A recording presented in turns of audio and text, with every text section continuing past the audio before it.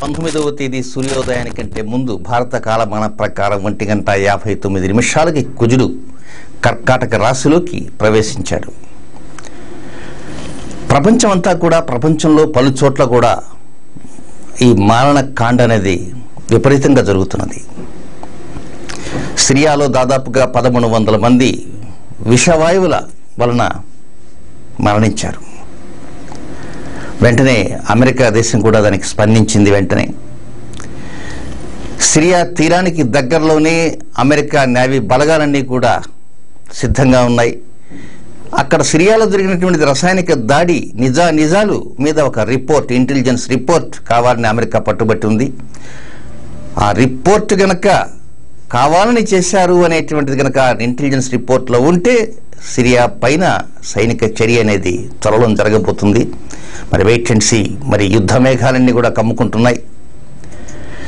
ఇక అక్కడే కాకుండా బొలీనియాలో కూడా ఘోరమైనటువంటి ప్రమాదం జరిగింది. ఇక విశాఖపట్నంలో నిన్నగాక మొన్న జరిగినటువంటి హిందుస్థాన్ పెట్రోలియం కార్పొరేషన్ లిమిటెడ్లో జరిగినటువంటి ప్రమాదం, నిన్న రాత్రి గుంటూరులో భారీ అగ్ని ప్రమాదాలు ఒకటేమిటి చాలా జరుగుతున్నాయి. కనుక ప్రపంచమంతా కూడా కుజశనుల యొక్క పరస్పర సంఘర్షణ ఏ స్థాయిలో ఉందో మనం ఆలోచించుకోవాలి. దీనికోసంగానే మనము ప్రత్యేకంగా ప్రతిరోజు కూడా నిత్యం ఆ హ్రీం బీజంతో కూడా కలిపినటువంటి 54 నామాలని తిరిగి మళ్ళా రిపీట్, పైనుంచి దిగువకి, దిగువ నుంచి పైకి 108 నామాలని ప్రతినిత్యం కూడా పఠిస్తూ ఉండడానికి ప్రయత్నం చేయండి. ఇక ప్రస్తుత పరిస్థితి కూడా దాదాపుగా ఆంధ్రప్రదేశ్లో సీమాంధ్ర ప్రాంతం అంతా కూడా బంధులతో విపరీతంగా జరిగిపోతుంది. చాలామంది 31వ తేదీ కార్యక్రమానికి ఎలా రావాలి అనే ఆలోచన కూడా ఉన్నారు. ఈ 31వ తేదీ కార్యక్రమాన్ని ఆ రోజు కాకుండా మరొక రోజు కనుక మరొక ప్రాంతంలో పెట్టడానికి ఏదైనా అవకాశాలు ఉన్నాయా అనేటువంటి రకరకాలైనటువంటి ఈమెయిల్స్ కూడా పంపారు. ఏ నిర్ణయం అనేది రేపటి రోజున తెలియజేస్తాము. ఇక మనం లక్ష్య సాధన దిశగా మనం పరిహారాల గురించి చెప్పుకుంటున్నాం. ఈ పరిహారంలో బహుళ తదియకు సంబంధించినటువంటి పరిహారం చెప్పాను. అసలు బహుళ తదియ అనేటువంటి దాని గురించి మరికొంత వివరంగా లోపలికి వెళ్దాం. ఇది మొట్టమొదటిసారి బహుళ తదియ పరిహారం మనం చేసుకున్నాం. ఇంకా మిగిలిన ఉన్నాయి కదా, శుక్ల పాడ్యమి, శుక్ల విధియ, తదియ, చవితి, పంచమి, అట్లా శుక్లపక్ష చతుర్దశి, పూర్ణిమ, తర్వాత బహుళ పాడ్యంలో పాడ్యమి, విధియ, చవితి, అట్లా అమావాస్య దాకా ఈ పరిహారాలు ఎప్పుడు చేయాలా? అసలు ఇలా చేస్తున్నాము అంటే ఎందుకు చేస్తున్నాము?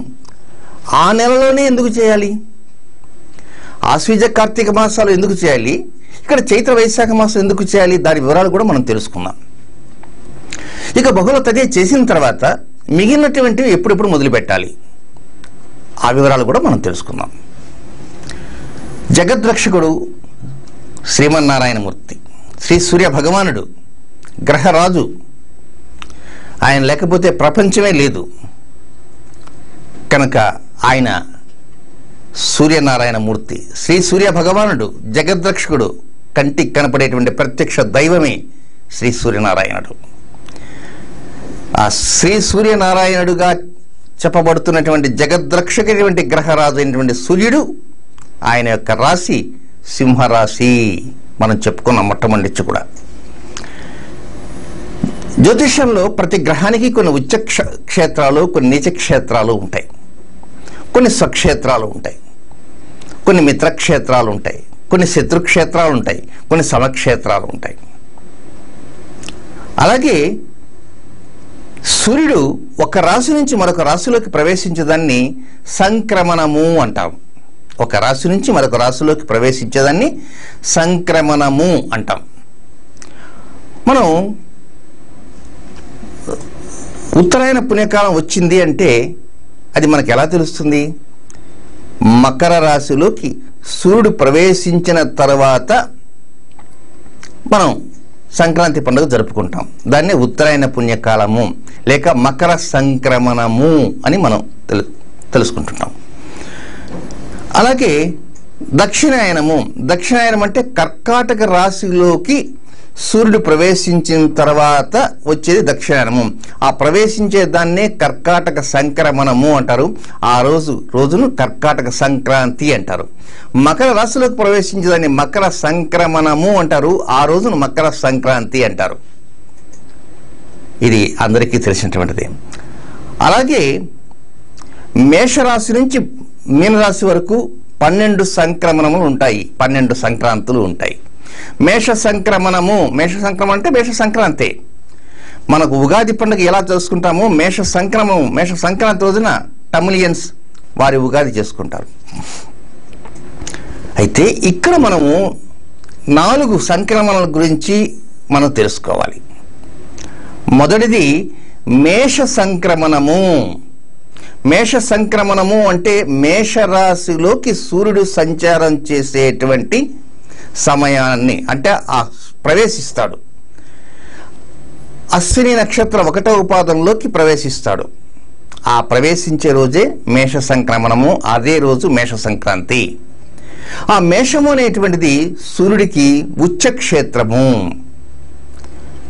కాబట్టి మేష సంక్రమణంతో మేషరాశిలో సంచారం ప్రారంభమవుతుంది.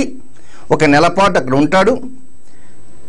కనుక ఏప్రిల్ 14 నుంచి మే 14వ తేదీ దాకా ఎప్పుడు ప్రతి సంవత్సరం కూడా ఏప్రిల్ 14వ తేదీ నుంచి మే 14వ తేదీ దాకా కొన్ని గంటలు అటు ఇటుగా ఉండొచ్చు.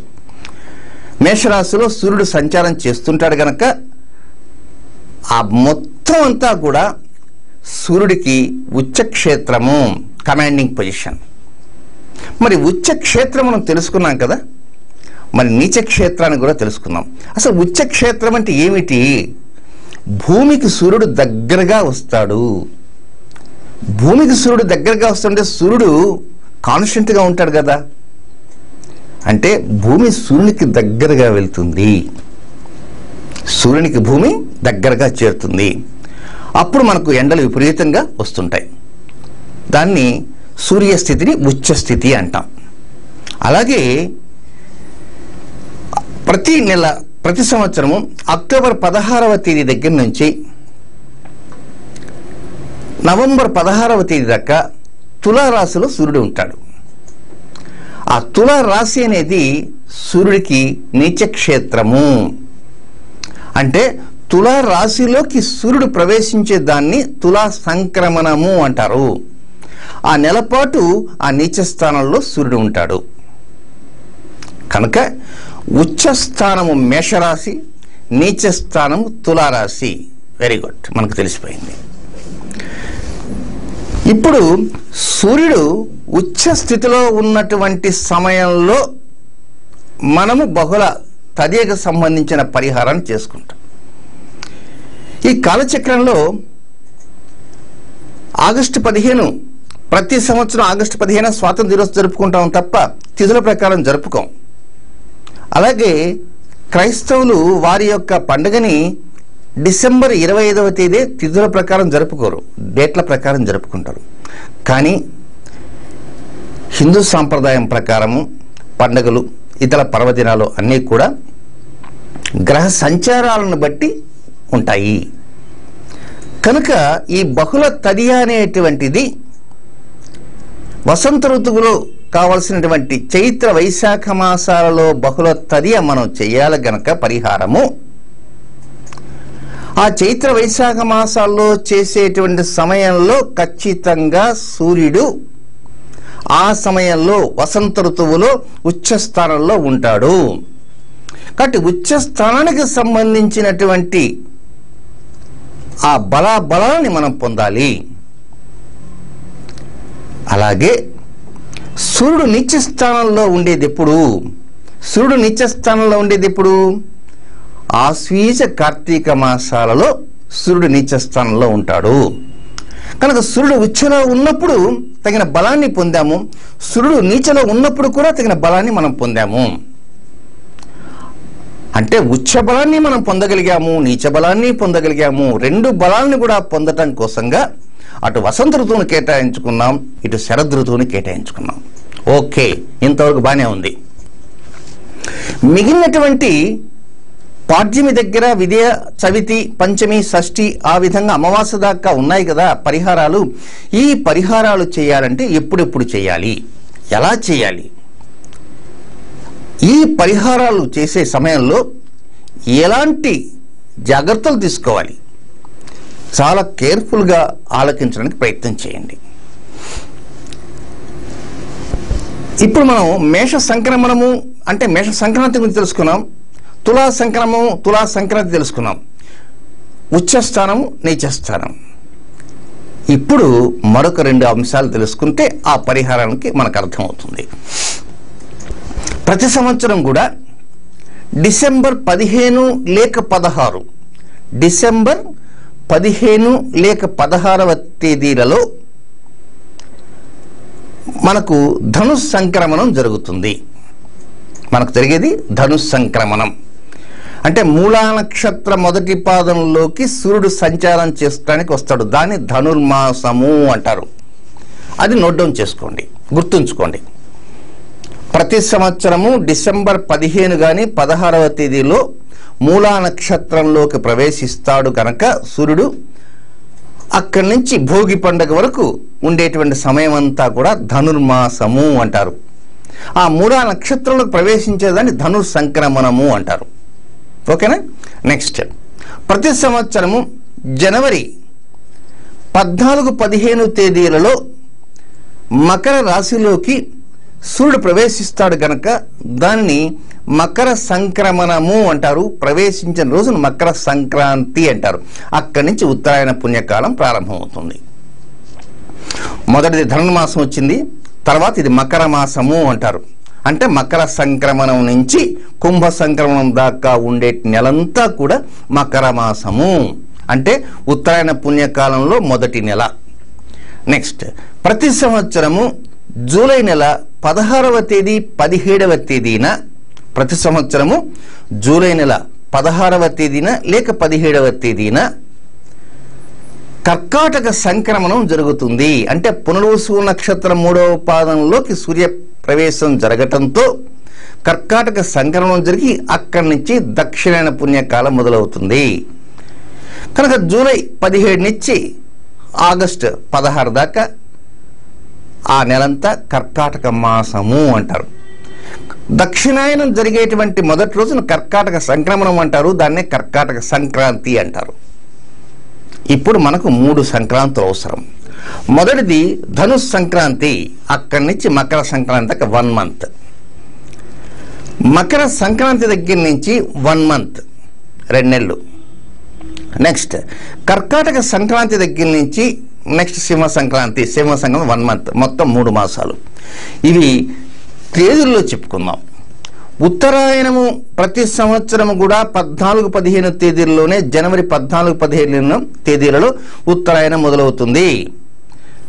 సూర్యుడు ఉత్తర దిక్కుగా ప్రయాణం సాగిస్తాడు. ఇక దక్షిణాయనం అంటే జూలై 16-17 తేదీల్లో దక్షిణపు దిక్కుగా ప్రయాణం సాగిస్తాడు దక్షిణాయనంతో. మేష సంక్రాంతి తులా సంక్రాంతి అంటే సూర్య ఉచ్చ స్థితి నీచ స్థితులలో బహుళ తదియకు సంబంధించిన పరిహారాలు మనం చేసుకున్నాం. ఇప్పుడు ధనుర్మాసం కాగానే సిద్ధంగా ఉంటాము. ధనుర్మాసం ఎప్పుడు ప్రారంభమవుతుంది? ప్రతి సంవత్సరం డిసెంబర్ నెల 15-16వ తేదీలో ధనుర్మాసం ప్రారంభమవుతుంది. కనుక ధనుర్మాసం ప్రారంభమవుతుంది కనుక కావలసినటువంటి ఐటమ్స్ అన్నీ సిద్ధం చేసుకోవాలి. నిన్నటి కార్యక్రమంలో మనం ఏం చెప్పుకున్నామంటే మనకు కావలసిన వేప బెరడును ఒక 10-15 రోజుల ముందుగా సిద్ధం చేసుకోండి చెప్పుకున్నాం కదా. అలాగే మిగిలినటువంటి పరిహారాలకు కావలసినటువంటి ఏవైతే మనకు అవసరం అవుతాయో అవన్నీ కూడా ధనుర్మాసంలోనే మనం సిద్ధం చేసుకోవాలి. మూలా నక్షత్రం ప్రారంభం నుంచి ధనుర్మాసం ప్రారంభమవుతుంది కనుక భోగి పండుగ మధ్యలో ఉన్న నెలంతా కూడా మనకు కావాల్సిన ఐటమ్స్ ఏవైతే ఉంటాయో 9 ఐటమ్స్ అవసరం. అవన్నీ నిదానంగా చెప్పేస్తా. ఈ 9ంటిని మనం సేకరించుకుంటాం. మేము సేకరించుకోలేకపోయినాము అంటే నెక్స్ట్ అవతల ధనుర్మాసం వరకు వెయిట్ చేయాల్సిందే. ఎవరైనా మీకు సన్నిహితులుగా ఉన్నటువంటి వారు, మిత్రులుగా ఉన్నవారు, హితులుగా ఉన్నవారు, మీకు సహాయ సహకారాలు అందించాలనుకున్నవారు, ఎవరైనా మీకోసం కష్టపడి ఆ వస్తువులను సేకరించి ఉంచుతాము అనుకుంటే తప్పకుండా వారికి ఆ పనిని అప్పచెప్పండి. వారు ఆ 9 వస్తువుల్ని మీకు సిద్ధపరుస్తారు. ఆ 9 వస్తువులే మనకు 9 మెట్ల కోసం అవసరము. 9 వస్తువులే 9 మెట్ల కోసం అవసరము. ధనుర్మాసం ప్రారంభం డిసెంబర్ 16వ తేదీ నుంచి జనవరి భోగి పండుగ దాకా ఒక్కోసారి 13 వస్తుంది, ఒక్కోసారి 14 వస్తుంది. ఇంకా మనం భోగి పండుగ అని చెప్పుకుందాం. అంటే ధనుర్మాస ప్రారంభం నుంచి ధనుర్మాసం ఎండింగ్ వరకు ఆ మధ్యకాలంలో ఏర్పాటు చేస్తాం. ఓకే, ఇంకా అయిపోయినాయి. ఇంక ఏర్పాటు చేసుకున్న తర్వాత పరిహారాలు మొదలు పెట్టాలి. ఈ పరిహారాలు మొదలు పెట్టాలి అంటే పాడ్యమి రోజు పాడ్యం మొదలు పెడతాము, విదే రోజు విదే చేస్తాము, శుక్లపక్ష తది చేస్తాము, చవితి చేస్తాము. కానీ ఇక్కడ ఉత్తరాయణ పుణ్యకాలము ప్రారంభమైంది అనగానే అది ఖచ్చితంగా పాడ్యమే రాదుగా.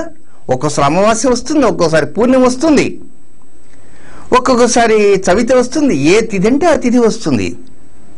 కనుక అది సూర్య సంచారంగా ఏర్పాటు చేసుకునేటువంటి పండగ కనుక ఖచ్చితంగా పాడ్యమి తిథి రాదు, అమావాస్య రాదు, ఏదంటే అది వస్తుంది. కనుక ఆయా సంవత్సరం యొక్క కాలచక్రంలో గ్రహ సంచార స్థితిగతులు బట్టి చంద్రుడికి సూర్యుడికి ఉండేటువంటి డిస్టెన్స్ని బట్టి తిథి ప్రారంభం అవుతుంది. కనుక మీరు ధనుర్మాసంలో తయారు చేసుకున్నటువంటి సరంజామా ఏదైతే ఉందో ఆ సరంజామా తోటి ఉత్తరాయణం వచ్చిన రోజున దానికంతా కూడా సిద్ధం చేసుకుంటారు. ఆ 9 వస్తువులు పెట్టి దానికి సంబంధించి చిన్నపాటి పూజా కార్యక్రమం, ఇప్పుడు చెప్తే మర్చిపోతారు, ఆ చిన్నపాటి పూజా కార్యక్రమం అంతా చేసేసుకుంటారు. ఆ తర్వాత ఇక ఒక్కొక్క మెట్టుకు కావాల్సినటువంటి పరిహారాన్ని మనం ప్రారంభం చేసుకుంటాం. మకర సంక్రాంతికి మాకు అవకాశం లేకపోయింది. నెక్స్ట్ ఏముంది మనకుంది? కర్కాటక సంక్రమణం, దక్షిణాయనం. కనుక ఆశ్వీజ కార్తీక మాసాలలో ఎవరైతే ప్రారంభం చేశారో వారు ఉత్తరాయణ ప్రారంభం చేసుకోవచ్చు. ధనుర్మాసంలో ఆ సరంజామా ఏర్పాటు చేసుకున్నారు. మరి చైత్ర వైశాఖ మాసాలలో వేప బెరడుని సిద్ధం చేసుకున్నటువంటి వారు సరంజామాని ఎప్పుడు సిద్ధం చేసుకోవాలి? దానికి సమయం ఎప్పుడు అంటే చైత్ర వైశాఖ మాసాల్లో ప్రారంభం చేసుకునే వారికి కానీ, లేక ఆశ్వీజ కార్తీక మాసాల్లో ప్రారంభం చేసుకునే వారికి కానీ సరంజామా సిద్ధం చేసుకునేటువంటి సమయం కేవలము ధనుర్మాసం మాత్రమే. అది మాత్రం బాగా గుర్తుంచుకోండి. రేపు రాబోయేటువంటి డిసెంబర్ 15వ తేదీ నుంచి జనవరి 14వ తేదీ దాకా మధ్య ఉన్న కాలమంతా కూడా 9 వస్తువులని మరి ఇప్పుడు చెప్తే కదండి మేము చూసుకునేది అని. ఇప్పుడు చెబితే అసలు దొరకవు కూడా. ఇప్పుడు చెబితే అసలు దొరకవు, ఆ సమయానికి గాలికి పోతాయి. అందువల్ల నేను కనీసం ఒక 2 నెలల ముందుగా మీకు తెలియజేస్తాను. ఒక్కోసారి అవి మార్కెట్కి కూడా అందుబాటులో ఉండవచ్చు. ఆ వస్తువులను 9 వస్తువుల్ని సిద్ధం చేసుకుంటారు. ఇంకా టెన్షన్ చాలా మందికి బిగిన్ అవుతుంది. అది ఏమిటి? ఆ 9 వస్తువులు దొరుకుతాయో దొరకవో? అవన్నీ దొరికేవే, అవన్నీ మనకు అందుబాటులో ఉండే వస్తువులే, దిగులు పడాల్సిన అవసరం లేనే లేదు. కనుక ఆశ్వీజ కార్తీక మాసాల్లో ప్రోగ్రాం మొదలుపెట్టేవారు వారు కానీ, లేక రాబోయేటువంటి చైత్ర వైశాఖ మాసాల్లో ప్రారంభం చేద్దాం అనుకున్న వారికి కానీ ఈ వస్తువులు అవసరము. ఆ వస్తువు ఏర్పాటు చేసుకోండి. ఇక ఉత్తరాయణంలో పరిహారం అంటూ మొదలు పెడతారు. ఉత్తరాయణంలో పరిహారం మొదలు పెట్టలేనటువంటి వారు దక్షిణాయనంలో మొదలు పెడతారు. ఇక ఉత్తరాయణంలో పరిహారం మొదలు పెట్టాము అంటే ఇది ఎలా చేయాలి?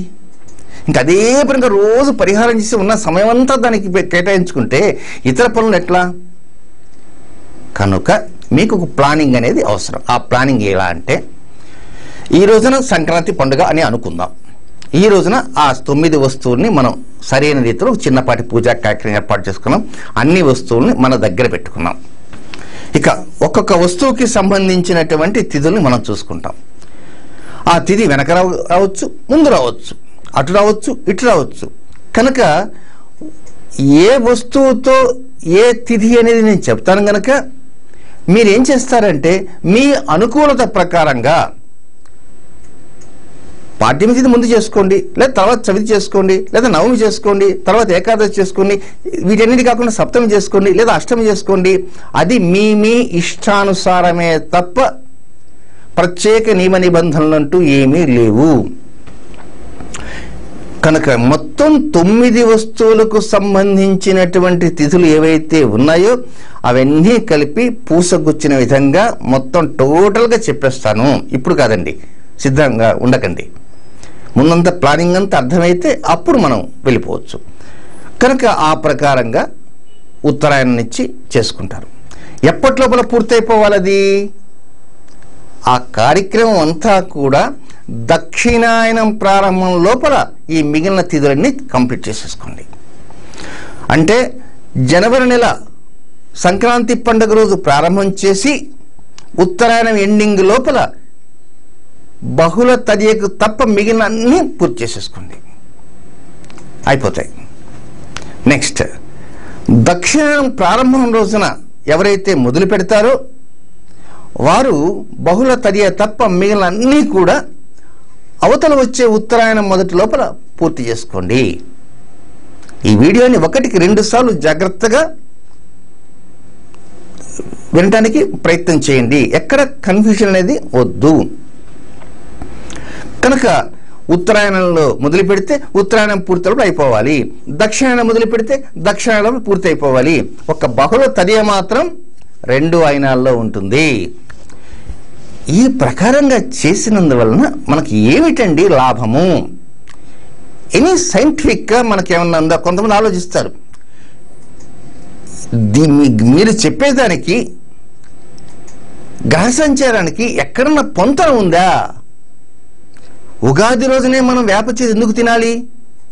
3 రోజుల తర్వాత తింటే తప్ప?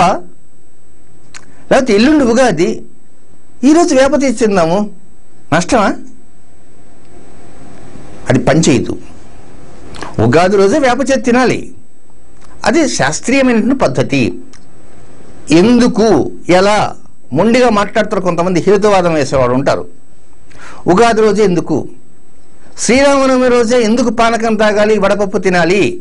శ్రీరామనవమి తర్వాత వడపప్పు తినకూడదా, పానకం తాగకూడదా? అలాగే వినాయక చతుర్థి వస్తుంది, గణపతి నవరాత్రులు, పాలవెల్లి కట్టుకుంటాం. ఆ రోజు కుడుములు, నానబ్రాలు, ఉండ్రాలు అన్నీ చేసుకుంటాం. ఏమి ఆ రోజు ఎందుకు చేసుకోవాలా? ఈరోజు చేసుకుంటే కొడతాడా దేవుడు? ఇలా మాట్లాడేవారు కూడా ఉంటారు. వాటిలందరికీ సమాధానాలు చెప్పాలా, తప్పదు మరి. ఎందుకంటే అనుమానాలు 1,000,000. కనుక అలాంటి అనుమానాలను మనం నివృత్తి చేయాలి. ఎప్పుడైనా సూర్యుడు చంద్రుడు ఒకే డిగ్రీలోకి వచ్చేస్తే దానిని అమావాస్య అంటారు. ఒకే డిగ్రీలో కలిసిపోతే దానిని అమావాస్య అంటారు. అలా కాకుండా సూర్యుడికి చంద్రుడికి ఎదురెదురుగా క్వైట్ ఆపోజిట్ డైరెక్షన్లో ఉంటే దానిని పూర్ణిమ అంటారు. బాగా గుర్తుంచుకోండి. అమావాస్య వచ్చేది 0 degrees, పూర్ణిమ వచ్చేది 180 degrees. 180 degrees ఏమిటి అనే డౌట్ వస్తుంది. మొత్తం ఈ యొక్క ప్రపంచం, విశాలమైన విశ్వం అంతా కూడా 360 degrees ఉంది. 360 degrees ఉంది కనుక ఎదురెదురుగా రావాలంటే దాని సగము అంటే 180 degrees. 180 degrees వస్తే పూర్ణిమ, ఎదురెదురుగా వస్తే పూర్ణిమ, ఒకదాంతో ఒకటి కలిసిపోతే అమావాస్య. చైత్రమాసంలో వసంత ఋతువు అమావాస్య తర్వాత వచ్చేటువంటి పాడ్యమితో ప్రారంభమవుతుంది. అంటే పాల్గొన మాస అమావాస్య జరుగుతుంది కనుక ఆ తర్వాత పాడ్యం ప్రారంభమవుతుంది. కనుక ఆ సమయంలో సూర్యుడు ఎక్కడ ఉంటాడు, ఒక్కసారి మనం ఖగోళంలో ఎక్కడ ఉంటాడు అని అంటే సూర్యుడు మీనరాశిలో ఉంటాడు. సూర్యుడు ఎక్కడ ఉంటాడు? మీనరాశిలో ఉంటాడు. చంద్రుడు కూడా ఎక్కడ ఉంటాడు? మీనరాశిలో ఉంటాడు. అంటే సూర్యుడు తన యొక్క ఇంటి దగ్గర నుంచి, తన స్వక్షేత్రం నుంచి, ఓన్ హౌస్ నుంచి 8వ ఇంట్లో ఉంటాడు. అలాగే చంద్రుడు తన ఇంటి నుంచి 9వ ఇంట్లో ఉంటాడు. అంటే కర్కాటక రాశి నుంచి 9th హౌస్ చంద్రుడు, సింహరాశి నుంచి 8th హౌస్, వీరిద్దరూ కలిసి అక్కడ ఉన్నటువంటి సమయంలో మన శరీరానికి కొన్ని రకమైనటువంటి పోషక పదార్థాలు అవసరము. ఆ సమయంలో అంటే సూర్యుడు చంద్రుడు కలిసిన 0 degrees దగ్గర నుంచి మొదటి 12 degrees వచ్చేంత వరకు, అంటే పాడ్యమి తిథి వెళ్ళేంత వరకు ఆ సమయంలో షడ్రుచులతో కలిసినటువంటి పదార్థాన్ని మనం తీసుకుంటే, సైంటిఫిక్గా ఆలోచిస్తే దాని ప్రభావము దాదాపుగా 365 రోజుల పాటు ఉంటుంది. మీరు ఇంత వేప చేతి తినండి, అంత వేప చేతి తినండి, దాని ప్రభావం ఉండి తీరుతుంది. అంతకంటే మన లోపలికి విశ్లేషణ వచ్చే సమయం వృధా. అలాగే మకర సంక్రమణం ఏదైతే జరుగుతుందో మకర సంక్రాంతి వస్తుంది. ఈ పర్వదినాలు, ఈ పండుగలు, ఇవన్నీ ఏవైతే ఉన్నాయో ఇవన్నీ కూడా ప్రజలకు మార్గదర్శకాలుగా ఉండటమే కాకుండా పూర్తిగా ఆరోగ్య నియమాలను పరిరక్షించే విధంగా ఈ పండుగలు పర్వదినాలు ఉన్నాయి అనేది మహర్షులు చెప్తారు. అలాగే దక్షిణాయనం కావచ్చు, ఉత్తరాయణం కావచ్చు, సూర్యుని యొక్క ఉచ్చ స్థితి కావచ్చు, సూర్యుని యొక్క నీచ స్థితి కావచ్చు, ధనుర్మాసం కావచ్చు, ఒక్కొక్కటి కొన్ని రకమైనటువంటి అలవాట్లను మనకిస్తుంది, కొన్ని రకమైన లక్షణాలు మనకిస్తుంది, కొన్ని నియమాలను మనకు అందిస్తుంది. ఆ లక్షణాలు మనం పొందాలా, ఆ నియమాలను మనం పాటించాలా, అలాంటి లాభాన్ని మనం పొందాలా. మనకున్నటువంటి సమస్యలు ఏవైతే ఉంటాయో ఆ సమస్యలన్నీ కూడా పట్టాపంచలు కావాలంటే ఖగోళంలో సూర్యస్థితిని, చంద్రస్థితిని, ఇతర గ్రహ సంచార స్థితిగతులను జాగ్రత్తగా గమనిస్తూ దానికి తగిన విధంగా మనం పావులు కదుపుకుంటూ వెళ్తూ ఉంటే సర్వదా శ్రేయోదాయకంగా ఉంటుంది. కానీ ఆ కాలచక్రంలో ఉన్నటువంటి సంచారం అంతా కూడా విడమర్చి చెప్పేటువంటి వ్యక్తులు కూడా మనకు అవసరము. ఆ విధంగా విడమర్చి చెప్పిన మాత్రమే మనం ముందుకు వెళ్ళగలము. ఈరోజు గ్రహణం జరుగుతున్నది, ఈరోజు అమావాస్య ఉన్నది, ఈరోజు చంద్రుడు ఇక్కడ ఉంటాడు, ఆ చంద్రుడికి పక్కనే గురువు ఇలా ఉంటాడు, శుక్రుడు ఇక్కడ ఉన్నాడు, బుధుడు ఇక్కడ ఉన్నాడు, శుక్రుడు నీచక్షేత్రం ఇది, బుధుడు ఉచ్చక్షేత్రం ఇది, బుధ శుక్రులు పలానా చోట ఈ విధంగా కలిశారు, దాని ప్రభావం ఇలా ఉంది. ఈ పరంపరలోనే ప్రస్తుతం ఖగోళంలో కుజుడు శని రాహువును చూస్తున్నాడు, తిరిగి శని కుజును చూస్తున్నాడు. అందుచే ఈ ఘర్షణలన్నీ బయలుదేరాయి. ఇంతకాలం నుంచి లేనిది హడావుడిగా సోనియా గాంధీ మదిలో ఎందుకు ఇలాంటి దుర్బుద్ధి ఆలోచన వచ్చిందంటే మనం తంటాలు పడాలని గీత ఉంది కనుక ఇలాంటి ఆలోచన ఆ తల్లికి వచ్చింది. కనుక గ్రహ సంచారాల ప్రకారమే అన్నీ జరుగుతుంటాయి. కనుక ఈ పరంపరలో మనం ముఖ్యంగా గమనించవలసింది ఏంటంటే పరిహారాలు చేసే సమయంలో మీరు చాలా జాగ్రత్తలు తీసుకోండి. 9 వస్తువులని పాయింట్ 1, 9 వస్తువుల్ని ధనుర్మాసం లోపు మాత్రమే సేకరించుకోండి. డిసెంబర్ 15, 16వ తేదీ నుంచి జనవరి 14వ తేదీ ఇటు ఒక 2 రోజులు వదిలేసేయండి, అటు ఒక 2 రోజులు వదిలేసేయండి. మధ్యలో ఉండేటి ఒక 27 days మాత్రం తీసుకోండి. ఆ 27 daysలో తగిన ఏర్పాటు చేసుకోండి. ఇక ఆ ఏర్పాటుతోటి మీరు మొదలు పెట్టాలి. ఎలా మొదలు పెట్టాలి? ఒక తది గనక అయిపోయిందనుకోండి, నెక్స్ట్ ఉత్తరాయణం మొదలు పెడతారు. ఒక బహుళ తది అయిపోతే ఉత్తరాయణం మొదలు పెడతారు. బహుళ తది అయిపోలేదనుకోండి, చైత్ర వైశాఖ మాసాల్లో మొదలుపెట్టి ఆ తర్వాత దక్షిణాలు వెళ్తారు. ఈరోజు కార్యక్రమంలో ఇంతకంటే ఎక్కువ గనక నేను చెప్పడానికి ప్రయత్నం చేస్తే చాలా వరకు కన్ఫ్యూజ్ అయిపోతారనేటువంటి భయం నాకుంది. అందులో 1కి 2 సార్లు నేను తేటతెల్లం చేస్తున్నాను. రేపు అక్టోబర్, నవంబర్ నెలలో సిద్ధం కావాలనుకున్నటువంటి వారు బెరడుని 15 రోజుల ముందుగా కలశ స్థాపన జరిగిన తర్వాత సిద్ధం చేసుకోండి. ధనుర్మాసానికి కావాల్సిన సరంజామా రెడీ చేసుకోండి. ఉత్తరాయణంలో ప్రోగ్రాం మొదలుపెట్టండి. కుదరలేదనుకున్నటువంటి వారు సెకండ్ ఆప్షన్, ధనుర్మాసంలో సరంజామాని సిద్ధం చేసుకోండి. రాబోయే చైత్ర వైశాఖ మాసాలలో బహుళ తదిని పాటించండి. ఆ తర్వాత దక్షిణాయనం నుంచి మొదలుపెట్టండి. క్లియర్ కట్గా వచ్చేసింది. మరొక్కసారి తెలియజేస్తాను, ప్రేక్షకులు ఇన్నిసార్లు చెబుతున్నాను మాత్రం అనుకోకండి. బహుళ తదియ ఆశ్వేజ కార్తీక మాసాలలోనూ చైత్ర వైశాఖ మాసాలు చేసి తీరాలి. 4 సార్లు చేయాలి. వసంత ఋతువు చేయాలి, శరదృతువు చేయాలి. కనుక మనకు దగ్గరలోనే శరదృతువు ఉంది కనుక ఆ శరదృతువులో బహుళ తదియకి ముందే 10-15 రోజులు ముందుగానే వేపబడును సిద్ధం చేసుకోండి. బహుళ తదిని ఆశ్వేజ మాసంలో పాటించండి, కార్తీక మాసంలో పాటించండి. నెక్స్ట్ 9 వస్తువులని ధనుర్ మాసంలో ఈ సంవత్సరం 2013 డిసెంబర్ 15వ తేదీ తర్వాత రెడీ చేసుకోండి. రాబోయేటువంటి ఉత్తరాయణం నుంచి మొదలు పెట్టండి. ఇది నెంబర్ 1 పద్ధతి. నెంబర్ 2 పద్ధతి, ఇప్పుడొద్దు, ఒకేసారి మనం ఉత్తరాయణంలో మొదలు పెట్టేద్దాం. ఉత్తరాయణం అంటే మనకు బాగా శుభకరమైనటువంటిది అనుకునే వరకు ఉంటారు. 2 అయినాలు మంచివే, ఇంకా లోతుకి అంతకంటే ఎక్కువ వెళ్ళదలుచుకోలేదు. కొంతమంది ఉత్తరాయణంలోనే వివాహాలు చేస్తే బాగుంటుంది, దక్షిణాయనం చేస్తే బాగుంటుందని ఈ సంప్రదాయాలు, ఆచారాలు, దేశవాళీ ఆచారాలు ఎన్నో ఉన్నాయి.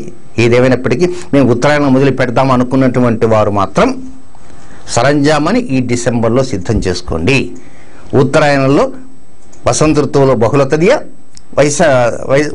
చైత్ర మాసంలో బహుళ తదియ, వైశాఖ మాసంలో బహుళ తదియలు చేయండి.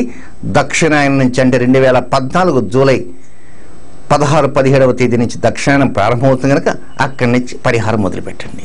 ఇది ఈనాటి కార్యక్రమం.